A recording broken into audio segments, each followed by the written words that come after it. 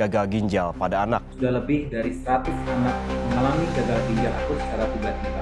Bahwa kasus gagal ginjal akut bukan merupakan masalah kecil, sehingga harus mendapatkan perhatian bersama. Pemirsa, baru-baru ini viral di media sosial, pasien anak memadati salah satu rumah sakit di Jakarta untuk melakukan cuci darah karena menderita gagal ginjal akut. Penanganan bagi pasien gagal ginjal akut pada anak yang melonjak secara signifikan.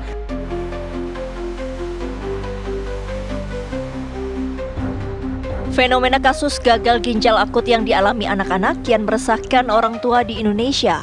Dari data Kemenkes tercatat lebih dari 50% pasien gagal ginjal akut pada anak di Indonesia dirujuk ke Rumah Sakit Cipto Mangunkusumo, Jakarta.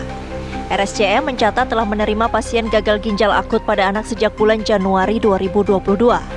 Peningkatan jumlah pasien ini kian bertambah secara signifikan sejak Agustus 2022.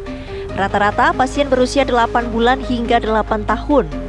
Saat ini RSCM telah mendalami penelitian bagaimana penanganan terhadap pasien gagal ginjal agar tidak terus bertambah.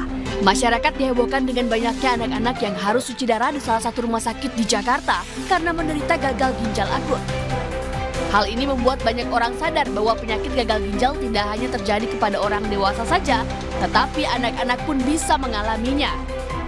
Merespon fenomena tersebut, Ikatan Dokter Anak Indonesia atau IDAI mengatakan, setidaknya 1 dari 5 anak Indonesia berusia 12 hingga 18 tahun berpotensi mengalami kerusakan ginjal.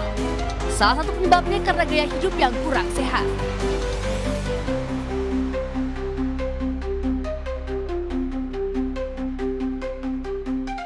Jadi biasanya makanan-makanan yang instan atau makanan kemasan tuh sering tinggi garam.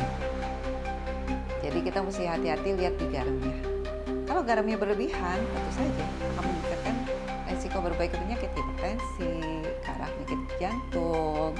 Ya itu juga ujung-ujungnya nanti kerusakan ginjal bisa saja terjadi kalau tidak terkontrol.